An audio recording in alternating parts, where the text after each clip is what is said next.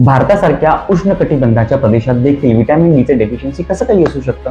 Vitamin D आपल्याला usually सनलाईटमध्ये मिळत असतं, कारण अॅनिमल सोर्सेस फार कमी आहेत, व्हेजिटेरियन सोर्सेस बिलकुल पण नाही आहेत.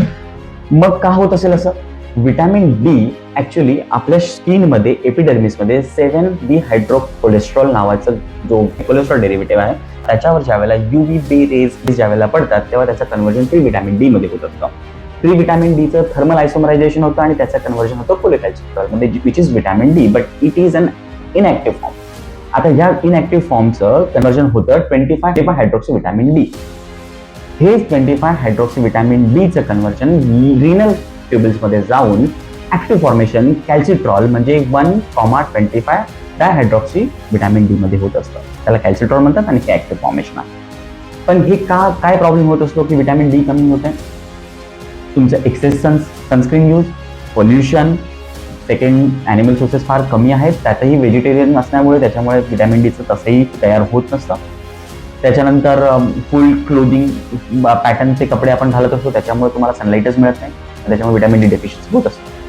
शिवाय या कारणांव्यतिरिक्त तुम्हाला जर लिव्हरचा प्रॉब्लेम असेल तर कोलेकॅल्सिफेरॉलचं कन्व्हर्जन कॅल्सिडॉलमध्ये होणार नाही, आणि कॅल्सिडॉलचं कन्व्हर्जन जर तुम्हाला रिनल प्रॉब्लेम असेल, किडनीचे प्रॉब्लेम असेल, तर त्याचं कन्व्हर्जन ऍक्टिव्ह फॉर्म म्हणजे कॅल्सिट्रॉल मध्ये होणार नाही. या कारणांसोबत लिव्हर आणि किडनीचा जर प्रॉब्लेम असेल तरी सुद्धा व्हिटॅमिन डी डेफिशियन्सी होऊ शकते. व्हिटॅमिन डी एवढं का इम्पॉर्टंट आहे? व्हिटॅमिन डीचं महत्त्वाचं रोल आहे कॅल्शियम ॲब्सॉर्प्शन. दुसरं तुमचं इम्युनिटी वाढवण्यासाठी मदत करतं, तुमची मसल स्ट्रेंथ वाढवण्यासाठी उपयोगी असतं. नवीन स्टडीजनुसार ज्यांना व्हिटॅमिन डी डेफिशियन्सी आहे त्यांना ब्लड प्रेशर जास्त असण्याची शक्यता वर्तवली जाते. म्हणून व्हिटॅमिन डी हे इम्पॉर्टंट आहे. व्हिटॅमिन डीची नॉर्मल रेंज काय आहे?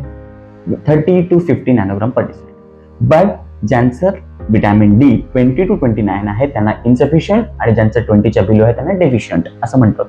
ऍक्च्युअल डोस आहे 60,000 international units every week for next 10 to 12 weeks आपल्याला घ्यावं लागतं, आणि नंतर मेंटेनन्स डोस म्हणून 1000 to 2000 international units per day हा मेंटेनन्स डोस आहे. व्हिटॅमिन डी डेफिशियन्सी असेल तर ती लवकरात लवकर चेक करा, कारण तुमच्या बाकीच्या सगळ्या प्रोसेसेस त्याच्याशी रिलेटेड आहेत. आणि अशाच इन्फॉर्मेटिव्ह व्हिडिओसाठी आमच्या चॅनलला फॉलो करा. Thank you very much.